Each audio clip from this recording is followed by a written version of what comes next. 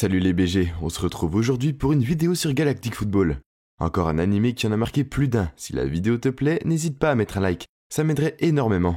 C'est parti pour 6 joueurs trop forts dans Galactic Football. Sinéad est l'attaquant vedette des Shadows, dont il était également le capitaine. Il a débuté brièvement chez les Snow Kids, avant de rejoindre les Shadows.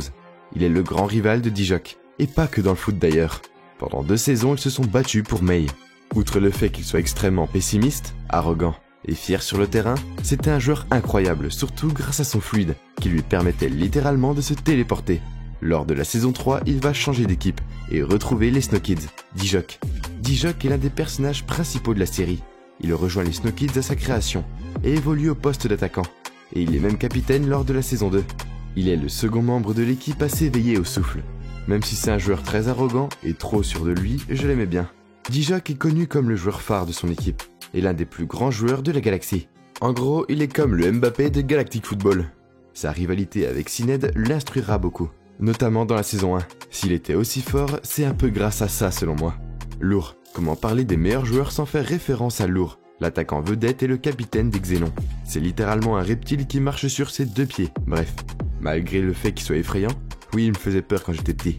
Lourd est un joueur extrêmement agile, incroyablement puissant, doté d'un fluide exceptionnel. Je vous laisse voir de vous-même.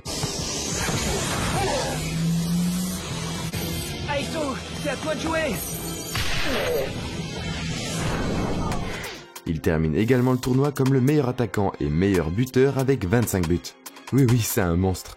Mais c'est avant tout un reptile avec un grand cœur. Souvenez-vous quand il a sauvé Dijok.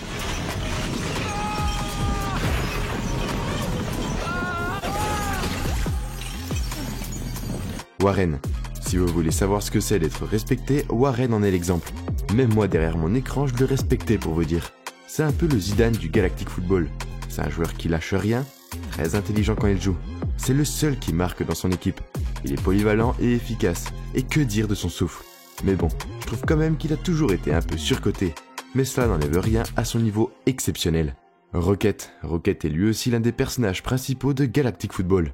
Il joue au poste de milieu de terrain et est le premier capitaine des Snow Kids. Il est également le neveu du coach et lui succédera par la suite en tant que coach. Son père était un grand footballeur qui a malheureusement perdu une jambe en disputant un match dramatique. Comme on dit, tel père tel fils. Son père lui a transmis son talent. C'est un très bon capitaine qui prend toujours de bonnes décisions. Au contraire des autres, il est toujours calme, mais il travaille beaucoup pour faire gagner son équipe.